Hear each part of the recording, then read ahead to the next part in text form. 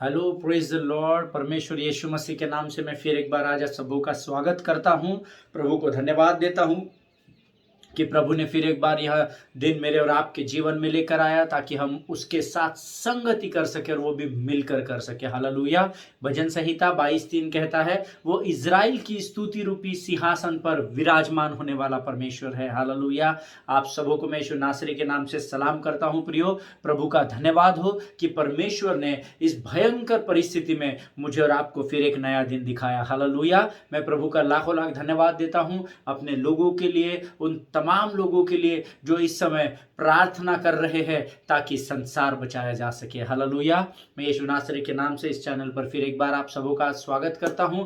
पिछले कुछ दिनों से हम यहोवा निस्सी के विषय में सीख रहे हैं और मेरा विश्वास है कि जैसा प्रभु का नाम है हम भी उस जय के झंडे को लेकर आगे बढ़ रहे हैं। हालेलुया। आपको किसी भी बीमारी से, किसी भी महामारी से डरने की जरूरत नहीं, क्योंकि आप यहोवा निस्सी के झंडे के नीचे सुरक्षित है। हालेलुया। प्रभु आज के इस पवित्र दिन में हमें बुद्धि और ज्ञान दे ताकि हम इन बातों को समझ सके। जिस अध्ययन को परमेश्वर के हम कर रहे हैं उसे समझने के लिए परमेश्वर हमारी सहायता करे, ऐसे हम प्रभु से प्रार्थना करें। हालेलुया। आइए प्रियो, आज इससे पहले कि हम फिर एक बार अपने अध्ययन में जाए, क्यों ना इस समय हम एक वचन पढ़ेंगे।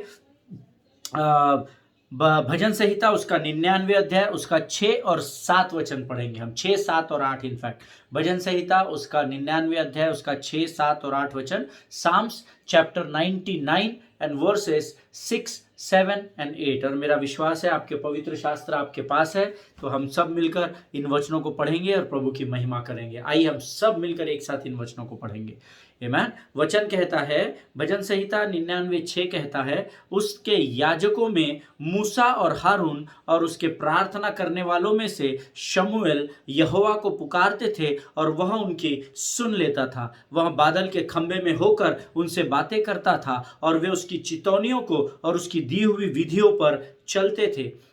हमारे परमेश्वर यहोवा, तू उनकी सुन लेता था, तू उनके कामों का बदला तो लेता था, तो भी उनके लिए क्षमा करने वाला परमेश्वर था। हालेलुया। परमेश्वर इन पढ़े हुए वचनों पर हम में से प्रत्येक को आशीष दे। प्रियो, जब मैं इस वचन को आज मनन कर रहा था तो मुझे प्रभु ने आज की इस प्रेजेंट कंडीशन को दिखाया, जो परिस्थिति है फिलहाल सारे संसार में। कोविड से भयंकर महामारी फैली हुई है और कई लोग मृत्यु को प्राप्त हो रहे हैं। जब मैं इस पर मनन कर रहा था, प्रभु ने मुझे कहा, इस वचन के द्वारा परमेश्वर ने मुझसे बातचीत की और प्रभु ने मुझे कहा कि जैसे मैं मूसा और हारून की प्रार्थना को सुनता था। मूसा और हारून कौन थे? याजक थे। तो ये वचन मुझे स्पेशली परमेश्वर ने उन सारे सेवकों के लिए, उन सारे याजकों के लिए दिया है। आमीन। आप शायद मुझसे उम्र में बहुत बड़े होंगे, मुझसे सेवकाई में बहुत अधिक अनुभव आपके पास होगा प्रियो, और आप एक बहुत ही सक्सेसफुल अगुवे होंगे और बहुत ही सक्सेसफुल प्रचारक होंगे, पासवान होंगे, परंतु परमेश्वर ने बहुत क्लियर कट फिर एक बार आज इस वार्निंग को दिया है। उसके याजकों में से मूसा और हारून और उसके प्रार्थना करने वालों में से शमूएल यहोवा को पुकारता था और वह उसकी सुन लेता था। हालेलुया। आमीन। प्रियो, प्रार्थना करने वाले शमूएल में आप और मेरे जैसे लोग आते हैं। हालेलुया। और हमारे जो ऊपर है, हमारे जो अगुवे हैं, हमारे जो चरवाहे हैं, वो हारून और मूसा की कैटेगरी में आते हैं। वचन कहता है कि ये सब लोग जब प्रार्थना करते थे तो परमेश्वर इनकी प्रार्थना को सुनता था। हालेलुया। आज बहुत जरूरी है कि इस भयंकर महामारी से छुटकारा पाने के लिए, इस भयंकर महामारी को नरक लोक के अग्निकुंड में ढकेलने के लिए हम सबों को एक साथ मिलकर प्रार्थना करने की जरूरत है। हालेलुया। ये प्रार्थना की ताकत है कि जब धर्मी प्रार्थना करता है तो परमेश्वर प्रार्थना का उत्तर देता है। आमीन। आगे वचन कहता है, वह बादल के खंभे में होकर उनसे बात करता था और वे उसकी चितौनियों को और उसकी दी हुई विधियों पर चलते थे। हालेलुया। परमेश्वर आपसे तब बात करता है जब आप उसकी विधियों पर और उसकी चितौनियों पर चलते हैं। हालेलुया। आप अपने मन की करेंगे और प्रभु को बोलेंगे अब हमको उत्तर दे, प्रश्न का उत्तर वैसा परमेश्वर नहीं देगा। वो बादल के खंभे में, दिन को बादल के खंभे में, रात को आग के खंभे में, वो कहीं से भी आकर आपसे बात तभी करता है जब आप उसकी चितौनियों पर, उसकी विधियों पर चलना सीख जाते हैं। हालेलुया। सो अपने आप को तैयार करें, सचेत करें, ताकि हम परमेश्वर के मार्गों को पर चल सके और उसकी आवाज को सुनने के अनुसार, उसके अनुसार हम उसके मार्ग पर आगे बढ़ सके। हालेलुया। और आगे वचन कहता है, हे मेरे परमेश्वर यहोवा, तू उनकी सुन लेता था, तू उनके कामों का बदला तो लेता था, तो भी उनके लिए क्षमा करने वाला परमेश्वर था। जब आप परमेश्वर की चितौनियों पर और विधियों पर चलना शुरू करेंगे, परमेश्वर आपसे बातचीत करेगा। हो सकता है आज आपकी परिस्थिति बहुत खराब हो सकता है आज आप वो लड़ाइयों को, युद्ध को लड़ रहे हो, परंतु वचन कहता है, ये वचन मुझे बहुत अच्छा लगा, इतना सब कुछ, इतनी गलतियां, इतनी सारी बातें, इतनी विपरीत परिस्थितियों में होने के बाद भी परमेश्वर आपकी और मेरी सुनता है। हालेलुया। प्रभु इन बातों को समझने के लिए मुझे और आपको सहायता और मदद करे प्रियो। आइए इस समय हम अपनी आंखों को बंद करेंगे, हम प्रार्थना करेंगे और फिर हम अपने आगे के वचनों में बढ़ेंगे। आइए हम दुआ करें। Thank you Jesus. धन्यवाद धन्यवाद धन्यवाद धन्यवाद। आकाश और पृथ्वी को बनाने वाले महान और जीवित परमेश्वर, तेरा धन्यवाद देते हैं, तेरी स्तुति और प्रशंसा करते हैं। हम तेरे नाम का गुणानुवाद करते हैं राजा। इस सुंदर और पवित्र दिन में हम अपने शरीर, प्राणात्मा और बुद्धि को तुझे समर्पित करते हैं। शैतान के हर बुरे विचारों को, शैतान की हर डर की आत्मा को यीशु नासरी के नाम से हम नरकलोक के अग्निकुंड में ढकेलते हैं। परमेश्वर पिता, प्रभु तेरे प्रिय पुत्र यीशु मसीह के लहू में हम अपने आप को ढाप लेते हैं। प्रभु हमें शुद्ध कर परमेश्वर पिता। आज जो वचन तू हमें देने जा रहा है प्रभु, उसके द्वारा तेरी महिमा होने पाए, ऐसी प्रार्थना हम यीशु के नाम से करते हैं। प्रभु स्वर्गीय बुद्धि और ज्ञान से भर, ताकि हम अपने जीवन के द्वारा सटीक निर्णयों को ले सके परमेश्वर पिता, जिसके द्वारा तेरे राज्य की उन्नति होने पाए। प्रभु सारी बातों में महिमा तुझको देते हैं राजा। पवित्र आत्मा, हम तेरा स्वागत करते हैं। तू आ और हमारे ऊपर अपने नियंत्रण को ले। सारी बातों में महिमा तुझको देते हैं। आगे के संपूर्ण समय को तुझे सौंपते हैं और इस विनती को धन्यवाद के साथ यीशु नासरी के मीठे और पवित्र नाम में मांगते हैं। प्रभु सुने और बड़ी दया से ग्रहण कीजिए। आमीन। हालेलुया। परमेश्वर भला है और उसकी करुणा सदा सदा की है। आमीन। प्रियो, कल में हम लोगों ने जहाँ पर ख़त्म किया था, हम लोगों ने, मैंने आपको बताया था कुछ सिद्धांत है। अगर हम विजय में, युद्ध में विजय को प्राप्त करना चाहते हैं तो कुछ सिद्धांतों को, कुछ बातों को हमें फॉलो करना पड़ता है। उसके द्वारा हम युद्ध की कितनी भी बड़ी रणनीति बना ले और कितने भी बड़े औजार हमारे पास हो, परंतु अगर हमारे पास सिद्धांत सही नहीं है तो हम किसी भी युद्ध में विजय को प्राप्त नहीं कर सकेंगे। आमीन। हमने इतिहास में पढ़ा है जब हम स्कूल में थे कि शिवाजी महाराज जो थे, महाराष्ट्र का जो भूषण कहलाते हैं, गौरव कहलाते हैं, शिवाजी महाराज जो थे, छत्रपति शिवाजी महाराज, उनकी सेना तो छोटी थी और वो औरंगजेब और न जाने कितने बड़े बड़े राजाओं के साथ, निजामों के साथ लड़ाई करते थे। ये तो बहुत पावरफुल लोग थे। इनकी, शिवाजी महाराज की सेना तो बहुत ही छोटी थी, लेकिन फिर भी वचन बताता, फिर भी इतिहास बताता है कि उन्होंने कई गढ़ों को सर किया, कई गढ़ों के ऊपर अपने विजय के झंडे को लहराया, क्योंकि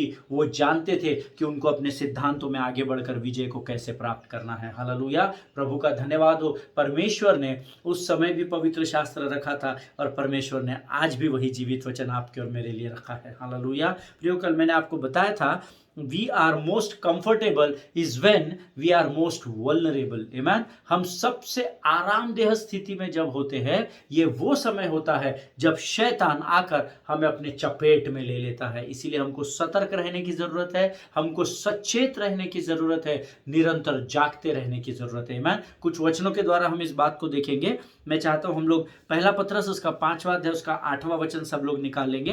पहला पत्रस उसका 5वां अध्याय उसका 8वां वचन सब मिलकर निकालेंगे। 1 Peter chapter 5 and verse 8 says, मैं आपके लिए पढ़ूंगा और आप भी पढ़ेंगे। आमीन। सचेत रहो और जागते रहो, क्योंकि तुम्हारा विरोधी शैतान गरजने वाले सिंह के समान इस खोज में रहता है कि किसको फाड़ खाए। हालेलुया। इंग्लिश में बहुत सुंदर शुरुआत की है, be sober minded and be watchful. यहां पर हिंदी में जागते रहो लिखा है, परंतु इंग्लिश में लिखा है बी वॉचफुल, देखते रहो। हालेलुया। सचेत रहो, सतर्क रहो और देखते रहो, क्योंकि आप सचेत और सतर्क रहेंगे तो आपके ऊपर कोई वार नहीं कर सकेगा, आपके ऊपर कोई अटैक नहीं कर सकेगा। परंतु जब आप आराम के जीवन में रहेंगे, आप आरामदेह स्थिति में रहेंगे, किसी भी समय शैतान आकर आपके ऊपर वार करेगा। हालेलुया। एक और वचन हम देखेंगे, मत्ती रचित सुसमाचार उसका 26 अध्याय उसका 41 वचन हम सब मिलकर पढ़ेंगे। The gospel of Matthew chapter 26 and verse 41 हम लोग सब निकाल लेंगे। मत्ती रचित सुसमाचार उसका 26 अध्याय और उसका 41 वचन। वचन कहता है, जागते रहो और प्रार्थना करते रहो कि तुम परीक्षा में न पड़ो। आत्मा तो तैयार है परंतु शरीर दुर्बल है। आमीन। हम सब जानते हैं प्रियो कि ये वो समय था जब परमेश्वर गतसमनी के बगीचे में था। हालेलुया। प्रियो, वचन कहता है जागते रहो और प्रार्थना करते रहो कि तुम परीक्षा में न पड़ो। जब आप जागते रहोगे तभी आप प्रार्थना कर पाओगे, और अगर आप प्रार्थना करोगे तो आप परीक्षा में कभी नहीं पड़ोगे। हालेलुया। कितनी सटीक बात परमेश्वर ने हमें इस वचन के द्वारा भेद की बात बताई है कि जो जागते रहता है। अभी अगर मैं आपको कहूंगा कि आप मन के मन में चिल्लाओ, तो आप मन के मन में कैसे चिल्लाएंगे? हालेलुया, है ना। मन के मन में आपको मैं बोलूंगा कि आप मन के मन में मुझे बोलो कि ब्रदर आप यहाँ से निकल जाओ, आप मन में कैसा बोलेंगे? आमीन। आपको मुख के द्वारा, वाणी के द्वारा बोलना पड़ेगा। हालेलुया। इसीलिए ये वचन कहता है जागते रहो और प्रार्थना करते रहो। हालेलुया। ताकि तुम परीक्षा में न पड़ो। आमीन।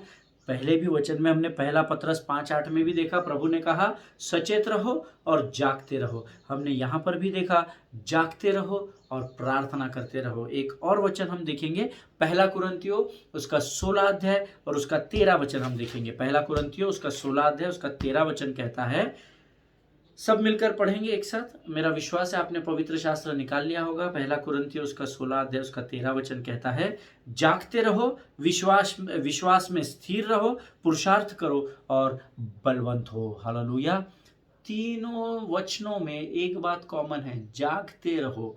पहला पत्रस 5:8 सचेत रहो और जागते रहो। मत्ती 26:41 जागते रहो और प्रार्थना करते रहो। पहला कुरिन्थियों 16:13 जागते रहो और विश्वास में स्थिर रहो। आमीन। अब ये तीन वचनों को जब मैं पढ़ रहा था तो मुझे बहुत ही सुंदर लगा। एक बात परमेश्वर ने यहाँ पर बताई, सचेत भी रहना है और जागते भी रहना है। आमीन। जागते रहना ये कॉमन वर्ड है, ठीक है, इस अध्ययन में। सचेत रहो और जागते रहो। दूसरा, जागते रहो और प्रार्थना करते रहो। और तीसरा, जागते रहो और विश्वास करते रहो। हालेलुया। विश्वास में स्थिर रहो। अब अगर आप इसमें से 3 शब्द निकालेंगे तो पहला पत्रस 5:8 कहता है सचेत रहो, मत्ती 26:41 कहता है सचेत रहकर प्रार्थना करो, और पहला कुरिन्थियों 16:13 कहता है कि प्रार्थना करते समय विश्वास में स्थिर रहो। हालेलुया। जब आप ये 3 चीज करेंगे तो शैतान आपकी परीक्षा लेने कभी भी नहीं आएगा। हालेलुया। क्योंकि उसको पता है ये जाग रहा है, ये प्रार्थना कर रहा है और ये विश्वास में स्थिर है। अब ये 3 बातें जिसके पास है उसके पास शैतान नहीं जाता। शैतान बड़ा डरपोक है। हालेलुया। हालांकि वो चालाक है, वो धूर्त है, वो सब कुछ हो सकता है, पर वो सबसे अधिक डरपोक है इस पृथ्वी पर और उस आकाश में। अगर सबसे डरपोक कोई है तो वो इंसान नहीं परंतु वो लूसीफर है, वो शैतान और उसकी लोमड़ियां है। हालेलुया। प्रभु इन बातों को समझने के लिए आपकी सहायता और मदद करे। ये हमारा पहला पॉइंट आज हमने खत्म किया। पहला पॉइंट हमने कल क्या शुरू किया था? अगर मैं लाइव टेलीकास्ट में भी होता या लाइव आपके सामने होता, इन पर्सन होता, तो आप सब लोग आपके डायरी छानते और बताते मुझे। आमीन। पर हमको स्मरण रखने की जरूरत है। हमारा जो पहला पॉइंट था, battle comes in our lives when we are in a comfortable place. युद्ध की परिस्थिति हमारे जीवन में तब आती है, शैतान हम को तब चपेट में लेता है जब हम अपने जीवन के सबसे आरामदेह स्थिति में होते हैं, रिलैक्स होते हैं, हमको लगता है चिल आउट करो, कोई कुछ नहीं करने वाला है अभी। ये वो समय होता है प्रियो जब परमेश्वर, शैतान और उसकी लोमड़ियां हम पर अटैक करती है। हालेलुया। प्रियो, अब आज हम दूसरा पॉइंट देखेंगे। Number 2, battles are fought with the help of true friends. Hallelujah. आज सच्चे मित्रों की परिभाषा लोगों की अलग हो गई है। जो हमारे साथ बैठकर नशा करता है, जो हमारे साथ बैठकर जुआ खेलता है, जो हमारे साथ बैठकर गलत कार्यों को करता है, उसको ही लोग दोस्त समझते हैं। हालेलुया। और ये इस देश की अर्थात इस पूरे संसार की बड़ी विडंबना की परिस्थिति है। आमीन। ये बड़ी खराब परिस्थिति है कि अच्छे मित्र अभी मिलना बहुत मुश्किल है। पर अगर हम पवित्र शास्त्र के समय में देखेंगे तो अद्भुत मित्रता थी लोगों में, अद्भुत मित्रता थी। हालेलुया। दूसरा पॉइंट फिर एक बार लिखेंगे, battles are fought with the help of true friends. युद्ध को जीतने के लिए हमें कई बार सच्चे और अच्छे मित्रों की ज़रूरत होती है। आमीन। अब प्रियो, हम यहाँ इस अध्ययन में देखते हैं कि हारून और हूर ने क्या देखा कि मूसा के हाथ भारी हो गए हैं। हालेलुया। ये मैंने नहीं देखा, ये हारून और हूर ने देखा, ऐसा वचन कहता है। आमीन। और फिर जब उन्होंने देखा कि हमारे लीडर के, हमारे मित्र के, हमारे मूसा के हाथ भारी हो रहे हैं, तो उन्होंने क्या किया, उन्होंने देखा कि हमारा मित्र जो है, वो हमारा मित्र परमेश्वर की लाठी अर्थात उसके अनुग्रह के द्वारा खड़े होकर प्रार्थना करते समय, परमेश्वर से विनती करते समय क्या हो जा रहा है, थक जा रहा है, उसके हाथ दर्द दे रहे हैं या टायर्ड हो रहा है। हालेलुया। ये उन्होंने नोटिस किया, क्योंकि पहले से उन्होंने उसको पत्थर नहीं दिया और उसने उनके अलंगों को उठाकर नहीं रखा, ऐसा पवित्र शास्त्र नहीं कहता है। आमीन। पहले तो मूसा परमेश्वर की लाठी को लेकर प्रार्थना कर रहा था, जब वो हाथ ऊपर करता था तो इस्राएली प्रबल होते थे, जब वो हाथ नीचे करता था तो अमालेकी प्रबल होते थे, ऐसा हो रहा था। और फिर उन्होंने देखा कि जब मूसा ने और उन्होंने इस बात को नोटिस किया होगा, तो ये मेरा विश्वास है, तब मूसा ने पूरे बल के साथ लकड़ी को ऊपर रखा होगा, क्योंकि वो इस भेद को जान गया होगा कि अरे मैं लकड़ी ऊपर करता हूं तो हमारे लोग हावी हो रहे, लकड़ी नीचे कर रहा हूं तो ये लोग हावी हो रहे, तो क्यों ना मैं लकड़ी को ऊपर ही रखूं। और बहुत देर तक रखा होगा, प्रार्थना कर रहा होगा, परमेश्वर के अनुग्रह को लेकर खड़ा है, और हो सकता है बहुत देर खड़े रहने के द्वारा उसके हाथ भारी हो गए, ऐसा वचन कहता है। निर्गमन की पुस्तक उसका 17 अध्याय उसका 12 वचन हम निकालेंगे। निर्गमन की पुस्तक उसका 17 अध्याय उसका 12 वचन। The book of Exodus chapter 17 and verse 12 says, पर जब मूसा के हाथ भर गए तब उन्होंने एक पत्थर लेकर मूसा के नीचे रख दिया और वह उस पर बैठ गया, और हारून और हुर एक एक अलंग में उसके हाथों को संभाले रहे, और उसके हाथ सूर्यास्त तक स्थिर रहे। हालेलुया। परमेश्वर इन पढ़े हुए वचनों पर बहुतायत से आशीष दे। अब इस वचन को जरा गंभीरता से जब हम देखेंगे तो आपको बहुत सारी बातें इसमें पता चलेगी। नंबर 1, जब मूसा के हाथ भर गए तब उन्होंने एक पत्थर लेकर मूसा के नीचे रख दिया और वह उस पर बैठ गया, अर्थात मूसा तब तक खड़े होकर ही प्रार्थना कर रहा था। हालेलुया। मूसा तब बैठा हुआ नहीं था। जब वो थक गया था तो केवल उसके हाथ ही नहीं थके होंगे प्रियो, उसका बदन दर्द दे रहा होगा, उसके पांव दर्द दे रहे होंगे। और ये जब परिस्थिति उसके मित्रों ने अर्थात हारून ने और हुर ने जब देखी, तो उन्होंने क्या किया, एक पत्थर को लेकर आए और उस पत्थर को उसके नीचे रख दिया। अब बड़े गंभीरता से आप ध्यान दीजिए, उन्होंने एक पत्थर लेकर मूसा के नीचे रख दिया। आमीन। अर्थात उन्होंने अपने मित्र के लिए मेहनत की, उन्होंने अपने मित्र की सहायता की।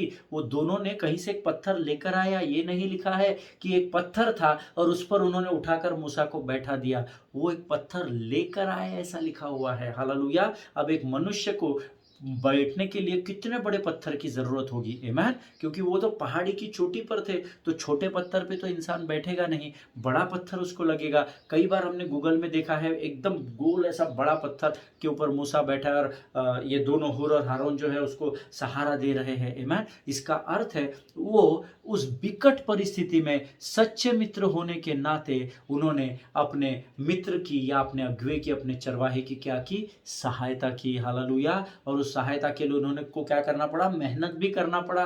वो पता नहीं इतना बड़ा पत्थर, इतना भारी पत्थर कैसे लेकर आए होंगे। मेरा ऐसा विश्वास है उस लाठी के नीचे, जिसके नीचे मूसा था, वहां एक तरफ हुर और हारून भी होगा, तो बट नेचुरल है वो जो अनुग्रह की परमेश्वर की लाठी थी, वो अनुग्रह उन पर भी हुआ होगा। हालेलुया। केवल मूसा पर और इजराइलियों पर नहीं, परंतु उन दोनों पर भी हुआ होगा, और उस अनुग्रह से ही उन्होंने सामर्थ पाई होगी और उस पत्थर को लाकर मूसा को उस पर बैठा दिया होगा। आमीन। इन बातों को समझने के लिए परमेश्वर आपको आशीष दे प्रियो। और वचन कहता है वह उस पर बैठ गया और हारून और हुर एक एक अलंग में उसके हाथों को संभाले रहे, और उसके हाथ सूर्यास्त तक स्थिर रहे। आमीन। अर्थात एक अलंग में हारून ने उसको सपोर्ट किया होगा, एक अलग में उसको मूसा ने सपोर्ट किया होगा। अब वो ऐसा गले में हाथ डाल के ऐसा ऐसा था या कैसा था वो मुझे पता नहीं, वो पोजीशन मुझे नहीं पता कैसी होगी, परंतु वचन कहता है उसके अलंगों को सहारा दिया गया ताकि उसके ये हाथ दर्द न हो, और वो सूर्यास्त तक जब तक वो सूर्यास्त नहीं हुआ तब तक उस लाठी को लेकर परमेश्वर से विनती करता रहा, और यहाँ इज़राइल अमालेक के ऊपर प्रबल होता रहा। आमीन। प्रियो, परमेश्वर अपने वायदे का पक्का परमेश्वर है, वो कभी बदलता नहीं है, इस बात को आप हमेशा ध्यान में रखिए। आमीन। प्रियो, क्या आज आपके पास ऐसे विश्वास योग्य हूर और हारून हैं क्या, जिनके सुनने के कान हो वो सुन ले? हमको परखना पड़ेगा। आमीन। आज हम में से प्रत्येक के पास जो अगुवे हैं, जो पासबान हैं, जो लीडर्स हैं, जो आराधना की अगुवाई करते हैं, हर एक मूसा को हारून और हूर की ज़रूरत पड़ती है। आमीन। हर एक मूसा को एक यहोशू की ज़रूरत पड़ती है, ये हमें हमेशा याद रखना है। वन मैन शो की सेवकाई नहीं होती है, और अगर वो हो गई तो शायद वो व्यक्ति वो शो चला भी ले, लेकिन सेकेंड लीडरशिप अगर नहीं होगी तो पूरी की पूरी सेवकाई ज़मीन पर धस हो जाएगी। हालेलुया। जिनके सुनने के कान हो वो सुन ले कि आत्मा क्या बताना चाहता है। आमीन। क्या आज आपके पास ऐसे हूर और हारून है क्या? प्रियो, आज हम में से ऐसे बहुत लोग हैं जिनको हूर और हारून बनने की ज़रूरत है। मैं अगवा हूँ, इसका अर्थ ये नहीं कि मुझे ही हूर और हारून बनने की ज़रूरत है। कई बार ऐसा समय आता है जब मुझे भी किसी के लिए हूर और हारून बनना पड़ेगा। हालेलुया। हूर और हारून बनने का मतलब ये नहीं है प्रियो कि आपको अपना सब कुछ उनको लुटा देना है, लेकिन उनके ज़रूरत के समय में, उनके विपत्ति के समय में, उनके युद्ध की परिस्थिति में अगर आप सिर्फ दो साइड, दो लोग हूर और हारून के जैसे खड़े भी हो गए तो भी बीच में खड़े व्यक्ति को परमेश्वर सामर्थ्य देगा, सहायता करेगा, उसे दिलासा देगा कि यस देखो ये दो लोग तेरे साथ खड़े हैं और 1,000 को और दो 10,000 को भारी है। हालेलुया। परमेश्वर इन बातों को समझने में आपकी सहायता करे। आज हमको ऐसे हारून और हुर की जरूरत है कि जब मैं अगर युद्ध की परिस्थिति में हो तो मुझे किसी हूर और हारून की ज़रूरत है, लेकिन अगर मेरा कोई भाई, मेरा कोई अगवा, मेरी कोई बहन उस युद्ध की परिस्थिति में हो तो मुझे भी उनके लिए हूर और हारून बनने की ज़रूरत है। हालेलुया। प्रियो, ये बहुत इंपॉर्टेंट है, ये आप याद रखिए। मैन, ये इतना सरल नहीं है। हर एक व्यक्ति को दूसरे की ज़रूरत है, और वो हूर और हारून कौन होने चाहिए? मैंने पिछले दिनों में इसी अध्ययन में आपको सिखाया था। हूर और हारून वो होने चाहिए जिनका परमेश्वर और आपका परमेश्वर एक ही हो, आपका विश्वास एक ही हो। हालेलुया। कई बार हम बोलते हैं भाई अपने लोगों से तो बाहर वाले पुरा जाते हैं, वो तो भी दौड़ के आते हैं। ये बहुत कॉमन सेंटेंस है। हालेलुया। बहुत ही कॉमन है। Good, you should have friends. अगर आप अन्य जातियों के साथ मेल मिलाप नहीं करेंगे तो आप मसीह के अनुभव को या मसीह की पहचान को उन तक पहुंचा ही नहीं सकेंगे। अपने पड़ोसी से तू अपने समान प्रेम रखना, ये यीशु ने हमें सिखाया है। हालेलुया। ये नहीं लिखा है उसमें तेरा पड़ोसी विश्वासी होगा तो ही तू उससे प्रेम करना, और अविश्वासी होगा तो तू उसका धिक्कार करना, ऐसा नहीं लिखा है। हालेलुया। अन्य जातियों में उठना बैठना जरूरी है, क्योंकि जब हम उठेंगे बैठेंगे तो हमारा जीवन उनके लिए मसीह का जीवन बन जाएगा। हालेलुया। प्रियो, हमेशा याद रखिए जब आप युद्ध की परिस्थिति में हो तो आपको ऐसे लोग होना जो आपको विश्वास में मजबूत कर सके, जो आपके गिरते हुए निराशा या उदासी को विश्वास की डोर को पकड़कर उठाने वाले हो सके। वो आप उस परिस्थिति में आपकी सहायता करने वाले, जैसे हूर और हारून ने उस पत्थर को ढकेल कर लाया, उस पर मूसा को बैठाया। आपको क्या लगता है अगर दिन भर सूर्यास्त तक अगर वो लेकर रहा तो हूर और हारून जो उसको सहारा दे रहे हैं, क्या वो नहीं थके होंगे? क्या उनके कंधे भारी नहीं हुए होंगे? या अगर उन्होंने हाथ से सहारा दिया होगा तो क्या उनके हाथ भारी नहीं होंगे? पर जब आप किसी के जीवन में हूर और हारून बनते हैं तो विश्वास करें परमेश्वर है जो आपको सामर्थ की सहायता से भर देता है। हालेलुया। और आपको पता ही नहीं चलेगा, जैसा इनको भी नहीं पता चला होगा कि अरे सूर्यास्त हो गया, और जब इन्होंने देखा होगा तो इजराइलियों ने अमालेक के ऊपर विजय को प्राप्त कर लिया था। हालेलुया। प्रभु इन बातों को समझने में आपकी सहायता करे। वचन के द्वारा मैं आपको इस बात को प्रमाणित करना चाहता हूं प्रियो। एक वचन हम निकालेंगे, गलातियों की किताब उसका 6वां अध्याय उसका 2 वचन। The book of Galatians chapter 6 and verse 2 says, गलातियों की पत्री उसका 6वां अध्याय उसका 2 वचन कहता है, तुम एक दूसरे का भार उठाओ और मसीह की व्यवस्था को पूरा करो। हालेलुया। आमेन, आमेन, आमेन। हालेलुया। ये मैं नहीं कह रहा, ये प्रभु का वचन कहता है, तुम एक दूसरे का भार उठाओ और मसीह की व्यवस्था को पूरा करो। आमीन। अब ये आपके ऊपर है कि आपको क्या करना है। इंग्लिश में सुंदर लिखा है, bear one another's burdens and so fulfil the law of Christ. Law of Christ लिखा है, मसीह की व्यवस्था को लिखा है। पुरानी व्यवस्था को पूरा करो ऐसा नहीं लिखा है, पुराने नियम की बातों को पूरा करो, 10 आज्ञाओं को पूरा करो ये नहीं कह रहा है। तुम एक दूसरे का भार उठाओ ताकि तुम मसीह की व्यवस्था को पूरा कर सको। तुम एक दूसरे का भार उठाना अर्थात जैसे यीशु ने सारे संसार का भार उस कलवरी पर उठाकर परमेश्वर की व्यवस्था को पूरा किया, आज परमेश्वर का वचन मुझे और आपको बताता है कि मुझे और आपको एक दूसरे का भार उठाना है ताकि हम हमारे मसीह यीशु मसीह की व्यवस्था को पूरा कर सके। आमीन। एक और वचन मैं पढ़ूंगा, नीति वचन उसका 17 अध्याय उसका 17 वचन, प्रोवर्ब्स चैप्टर 17 एंड वर्स 17। नीति वचन 17 वचन कहता है, मित्र सब समयों में प्रेम रखता है और विपत्ति के दिन भाई बन जाता है। हालेलुया। अब यहाँ पर अगर आप इस एक्सोडस की किताब को इस वचन से जोड़ेंगे और इन 3 कैरेक्टर्स के साथ हारून, मूसा और हुर के साथ जोड़ेंगे तो हम जानते हैं हारून जो था वो लगभग थोड़ा बहुत छोटा बड़ा होगा मूसा से, लेकिन हुर जो था वो तो बहुत ही छोटा था। हालेलुया। लेकिन वचन कहता है कि मित्र सब समयों में प्रेम रखता है और विपत्ति के समय वो दोनों, चाहे उससे उम्र में छोटे हो चाहे बड़े हो, परंतु उसके भाई बनकर उसके साथ खड़े रहे। हालेलुया। क्या आज आप ऐसे ही किसी भाई के साथ, किसी बहन के साथ भाई बनकर खड़े हो क्या? उनकी ज़रूरत में खड़े हो क्या? ताकि वो भी विजय को प्राप्त कर सके और जिसका सेहरा आपके माथे पर भी परमेश्वर बांधे, उस मुकुट को, उस सहायता करने के लिए परमेश्वर आपके सिर पर भी रखेगा, ये याद रखिए। हालेलुया। प्रियो, मेरा यीशु मसीह किसी भी व्यक्ति का कर्जदार नहीं है। हालेलुया। वो सब के परिश्रमों का फल देने वाला प्रभु है। आमीन। हम आगे हारून और हुर के बारे में तो उतना नहीं लिखा है, पर हारून के बारे में लिखा है, हम सब जानते हैं। आमीन। प्रियो, हमको एक दूसरे से प्रेम करना और एक दूसरे का भार उठाना बहुत बहुत बहुत जरूरी है। आमीन। अ friend loves at all times and a brother is born for adversity, ऐसा इंग्लिश में नीति वचन 17 कहता है। आमीन। प्रियो, हर परिस्थिति में, जैसे हमने पहला पॉइंट क्या देखा, बैटल कम्स, आपके जीवन में युद्ध तब थोपा जाता है जब आप एकदम आराम की स्थिति में बैठे हुए होते हैं। आमीन। एक के ऊपर एक शैतान तीर चलाता जाएगा ताकि आप निराशा में हो जाए।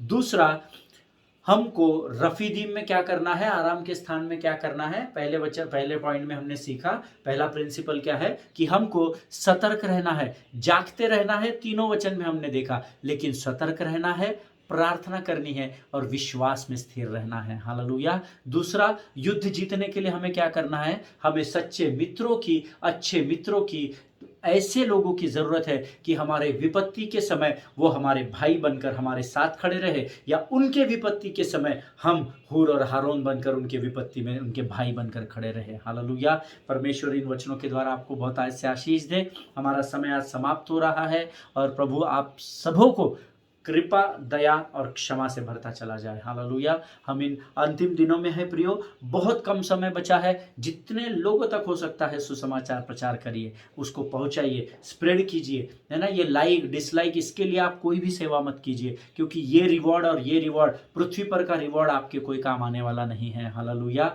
आप अपने लिए स्वर्ग में धन को इकट्ठा करें। हालेलुया। और उस स्वर्ग में धन इकट्ठा करने का सबसे अच्छा मार्ग है संसार के कोने कोने तक यीशु के समाचार को लेकर जाना। हालेलुया। मेरा विश्वास है आज जो भी हमने सीखा है वो परमेश्वर ने सीधे आपसे बातचीत की होगी। अगर आप इस वचन के द्वारा आशीषित हुए हैं तो अपने कमेंट्स को जरूर कमेंट बॉक्स में आप डालिए। सिर्फ वचन सुनकर छोड़ना नहीं है। आमेन। उसके ऊपर हमको मराठीमध्ये म्हणतात की आम्हाला त्याच्यावर प्रतिक्रिया द्यायची है। आमेन। जब हमसे कोई सामने से बात करता है तो हमको उसका रिप्लाई भी देना जरूरी है। कई बार हमको वचन समझता है, कई बार नहीं समझता है, कई बार प्रभु वचन के द्वारा कुछ बात बताता है, कई बार कुछ भी समझ में नहीं आता है। बट मैं चाहता हूं आप उन कमेंट बॉक्स में जरूर लिखें ताकि और लोग आशीषित हो सके। हालेलुया। आपने मेरे बारे में बहुत अच्छा लिख दिया कि ब्रदर ऑसम वर्ड, ऐसा तो हमने वचन सुना ही नहीं है, इससे ना तो मैं स्वर्ग में जाऊंगा, ना मैं हरभरे के चोटी पर खड़ा रहूंगा, ना मैं चने के झाड़ पे चढ़ूंगा। आमीन।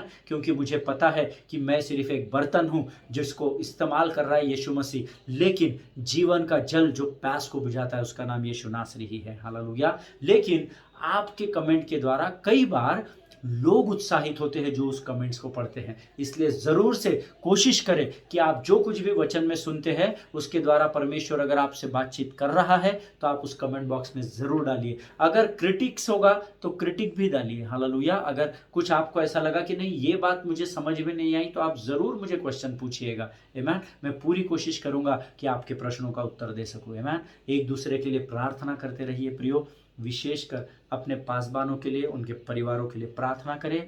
भारत देश में इन दिनों बहुत सारे पासबानों पर परमेश्वर अटैक कर रहा है। आमीन। चाहे वो छोटी सेवकाई का पासबान हो, चाहे वो बड़ी कलीसिया का पासबान हो, परंतु ये स्मरण रखिए कि वो परमेश्वर का चुना हुआ पात्र है। हालेलुया। और ये मेरी और आपकी जिम्मेदारी है कि हम अपने लोगों के लिए प्रार्थना करें, केवल अपने लोगों के लिए नहीं परंतु सारे संसार के लिए इस समय प्रार्थना करें कि प्रभु हम पर कृपा और दया को उंडेले, वो हम पर तरस खाए और हम सब मिलकर प्रार्थना करने के द्वारा हम इस शैतान का सामना कर सके। हालेलुया। प्रभु आप सबों को बहुत ऐसे आशीष दे। हम कल एक बार फिर मिलेंगे, तब तक स्वस्थ बने रहिए, सुरक्षित बने रहिए। God bless you all.